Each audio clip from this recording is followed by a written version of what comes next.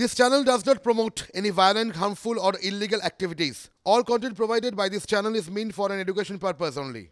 তবে এই রাজনৈতিক কচকচি বা রাজনৈতিক অ্যাঙ্গেল থেকে গোটা বিষয়টাকে দেখার বাইরেও একটা ঘটনা কিন্তু মেনে নিতেই হবে। এই র্যাম্প ট্যাম্প যে সমস্ত বিষয়গুলো বা যেখানে সচরাচর দেখা টাকা যায় সেই সব বিষয়গুলো বা সেই সব জায়গাগুলো নর্মালি আপনার আমার মতো আম জনতার ওই দৈনন্দিন জীবনের থেকে একটু আলাদা, তা একটা দূরত্ব রয়েছে। সেদিক থেকে দেখলে কিন্তু অভিনবত্ব রয়েছে। একটা যে জিনিসটা চট করে আমরা দেখি না সেটাকে যদি কেউ নিয়ে আসে তাহলে বোঝা যায় যে গোটা বিষয়টার মধ্যে কিছু না কিছু আলাদা করে চিন্তাভাবনা তো রয়েছে, এবং সেটার মধ্যে তাহলে যেটা আমরা সচরাচর দেখি না সেটাই যখন দেখতে পাই তখন মানতে তো বাধ্য হই যে গোটা বিষয়টায় একটা অভিনবত্ব রয়েছে। আর সেদিক থেকে দেখলে ওই 2019-এর রাহুল গান্ধীর হাঁটার ছবিকে মনে রেখেও বলতে হচ্ছে যে এই যে ব্রিগেডে জনতার মধ্যে যাওয়ার জন্য যে র্যাম্পের ব্যবস্থাটা সেটা কিন্তু নিঃসন্দেহে একটা অন্য ধরনের চিন্তাভাবনা, নতুন ভাবনা। আর এই নতুন ভাবনা চিন্তা আনার কাণ্ডারি কিন্তু অভিষেক বন্দ্যোপাধ্যায়। পঞ্চায়েত ভোটের ফল প্রকাশের পর 100 দিনের টাকা আদায়ে আন্দোলন শুরু করেছিলেন।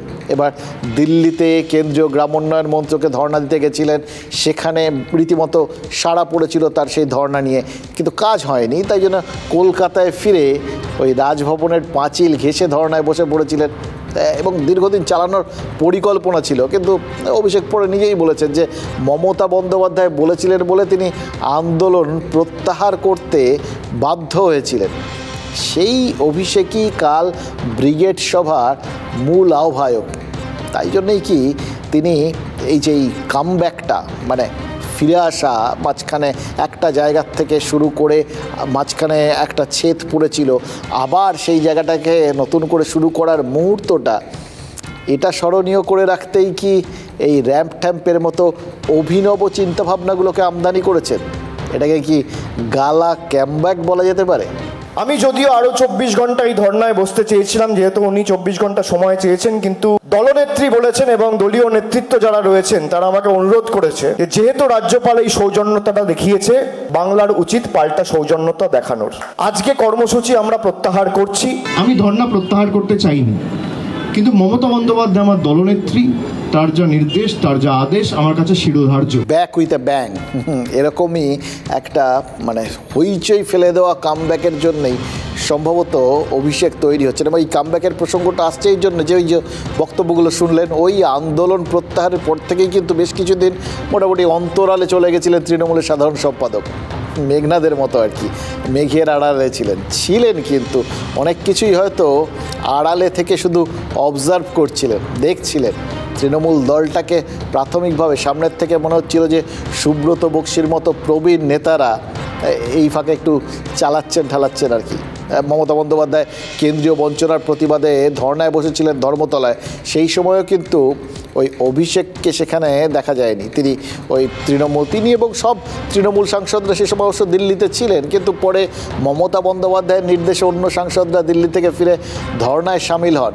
অভিষেকের সঙ্গে কিন্তু ধর্নাতলার দূরত্বটা কমেনি। দিল্লি থেকে ফিরে কালীঘাটে মমতা বন্দ্যোপাধ্যায়ের বাড়িতে গেছিলেন, সেই বৈঠকে নাকি দলের হাল ধরতে অভিষেককে নির্দেশনা কি দিয়েছিলেন তৃণমূল নেত্রী। আর কি তখনই বোধহয় তারপরই তৃণমূল নেত্রীর নির্দেশে সম্ভবত ওই মেঘের আড়াল থেকে বেরিয়ে আসেন অভিষেকও। পরপর দুটো কর্মসূচি ঘোষণা করেন। প্রথমে জানান যে লোকসভা ভোটের আগে ফের জেলায় জেলায় জনসংযোগ করবেন, যেমনটা করেছিলেন ওই নবজোয়ার যাত্রার সময়। আর দ্বিতীয় কর্মসূচি সেটা এই জনগর্জন সভা, যেটা কালকে দেখা যাবে। এবার খেয়াল করার বিষয় এই দুটো কর্মসূচি কিন্তু কেন্দ্রীয় বঞ্চনার প্রতিবাদে ডেকেছেন অভিষেক। কাল ব্রিগেডের সভায় নরেন্দ্র মোদী সরকারের বিরুদ্ধে বঞ্চনার অভিযোগে তিনি, দলনেত্রী এবং বাকি সব তৃণমূল নেতারা তারা সরব হবেন, এটা তো খুব স্বাভাবিক ব্যাপার। আর তার সঙ্গে ওই জেলা সফরে যখন বেরোবেন তখন মানুষের দুয়ারে পৌঁছে এই বঞ্চনার খতিয়ানি পেশ করবেন তৃণমূলের সাধারণ সম্পাদক। মানে লোকসভা ভোটের আগে কেন্দ্রের বিজেপি সরকারের বিরুদ্ধে বাংলাকে বঞ্চনা করা হচ্ছে, এইটাকেই ট্রাম্প কার্ড হিসেবে তুলে ধরবে তৃণমূল। আর সেই ট্রাম্প কার্ডটা বাংলার বিভিন্ন কোণে পৌঁছে দেবেন অভিষেক বন্দ্যোপাধ্যায়। তার শুরুটা বা ওই ট্রাম্প কার্ডটা প্রথমবার ফেলা হবে বা এতদিন ধরে যেভাবে চলছিল সেটাকে আরও সশব্দে ফেলা হবে এই ব্রিগেডের সভায়।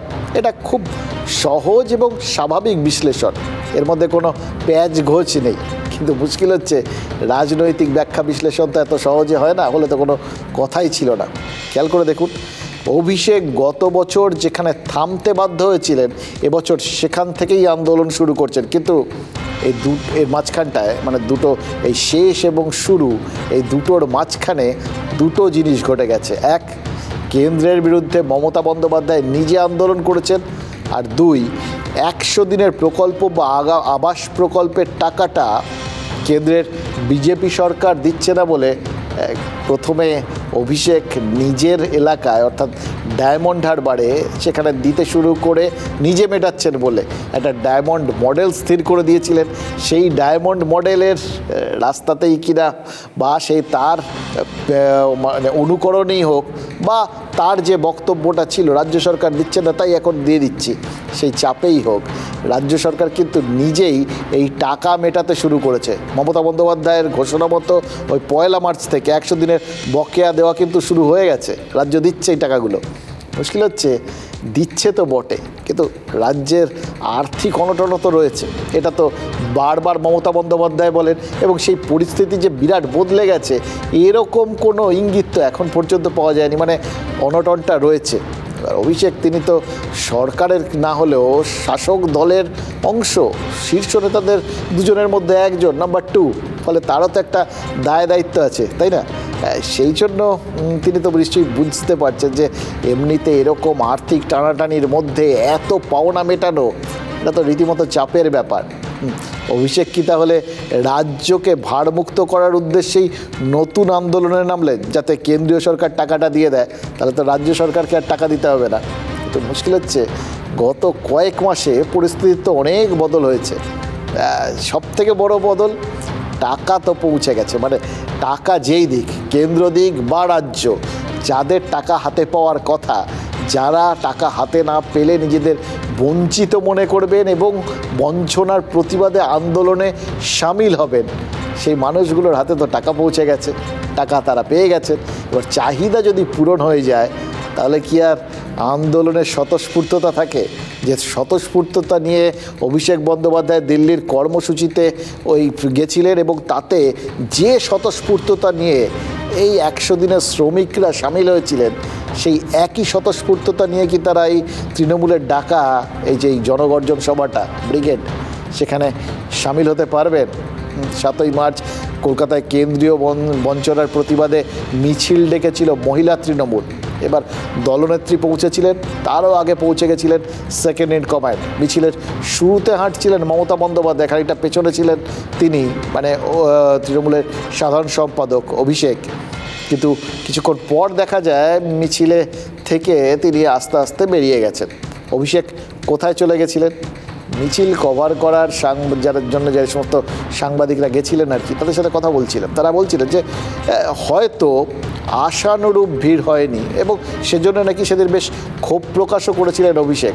যাদের দায়িত্বে ছিলেন তারা কোথাও গিয়ে দায়িত্বটা ঠিক পালন করেননি, এটাও নিশ্চয়ই তার মনে হয়েছিল, তাদের খানিকটা সেটা বুঝিয়েও দিয়েছিলেন।